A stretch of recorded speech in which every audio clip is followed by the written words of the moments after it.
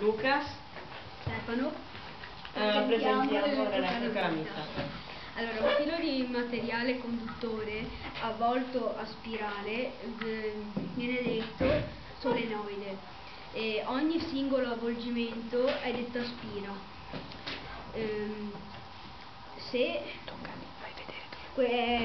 Questo qua è il solenoide, questo è che è un pezzo di ferro avvolto da filo isolante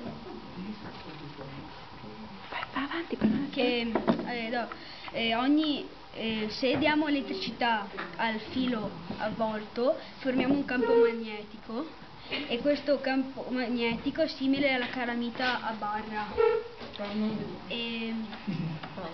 Sì, poi tocca. Allora, i materiali che abbiamo usato sono due pile da 4,5 volt, poi un interruttore, filo di rame che poi è collegato a questa elettrocalamita come ha spiegato lui, ha avvolto l'elettrocalamita e quando schiacciamo il pulsante passa l'elettricità in questo filo e fa magnetizzare la calamita e attira il pezzetto di ferro che fa sbattere contro il campanello.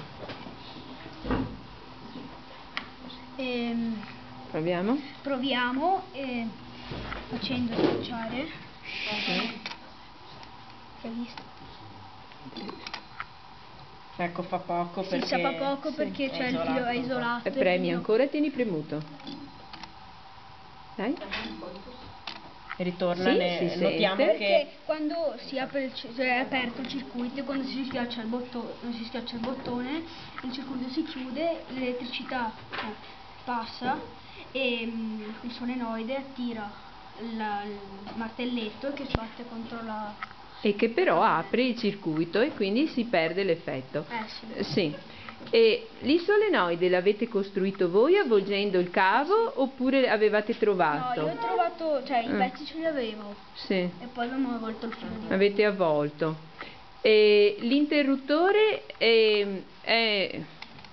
sì, è proprio da campanello, sì, perché poi ritorna su e interrompe ritorna nella porta. Sì, però se uno tiene premuto si vede proprio che si muove.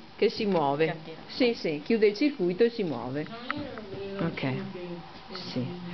Dovete aggiungere qualche altra informazione? E qualcuno ha domande? Qualcuno ha delle domande? Non ci sono domande. Veniamo a farvi vedere. Sì, allora sospendiamo.